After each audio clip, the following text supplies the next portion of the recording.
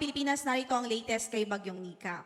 Base po sa pinakahuling datos na nakalap natin, nakita natin ang sentro nito sa vicinity ng Besao Mountain Province. So nasa Cordillera Administrative Region yung sentro po niya at yung kabuuan ng bagyo as you can see po ay halos nananalasa sa buong Northern at Central Luzon. Kasalukuyan pa rin po siyang nananalasa.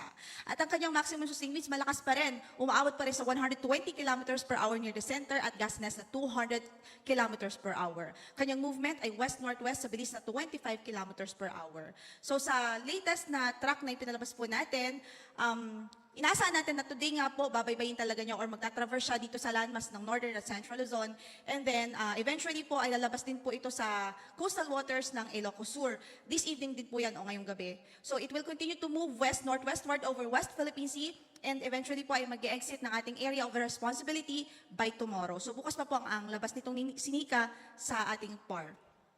Kaugnay dyan, signal number 4 pa rin tayo ngayon sa Kalinga, Mountain Province, northern portion ng Ifugao, central and southern portion ng Abra, sa northern and central portions ng Ilocos Sur. So dito po concentrated yung signal number 4 natin, habang signal number 3 naman po sa mga lugar na ito, sa northern portion ng Quirino, northeastern portion ng Nueva Vizcaya, central portion of Isabela, southwestern portion of Cagayan, rest of Abra, southern portion of Apayao, rest of Ifugao, northern portion of Benguet, southern portion ng Ilocos Norte at natitirang bahagi pa ng Ilocos Sur. Yan po yung mga lugar kung saan na meron tayong orange shade.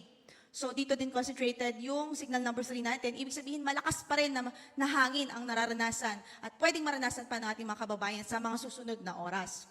Habang signal number 2 ngayon, sa northwestern and eastern portions ng Cagayan, rest of Nueva Vizcaya, rest of Isabela, rest of Quirino, rest of Apayao, natitirang bahagi pa ng Benguet, sa natitirang bahagi pa ng Ilocos Norte, La Union, northeastern portion ng Pangasinan, northern and central portion of Aurora, maging sa northern portion of Nueva Ecija. Signal number 2 naman ho yan. Habang nakatas pa rin ang signal number 1, ibig sabihin posible pa rin ang mga pamisa-misang pagbugso ng hangin, dulot nga po ni Bagyong Nika, dito po sa Babuyan Islands, rest of mainland Cagayan, which is this one, and rest of Pangasinan, rest of Aurora, rest of Nueva Ecija, Bulacan, Pampanga, Tarlac, northern and central portions ng Zambales, northeastern portion ng Quezon, kasama na po dyan ang Polillo Islands. So kung makikita po natin, northern Luzon, basically northern Luzon and central Luzon pa rin, nakatas pa rin ang ating tropical cyclone wind signal.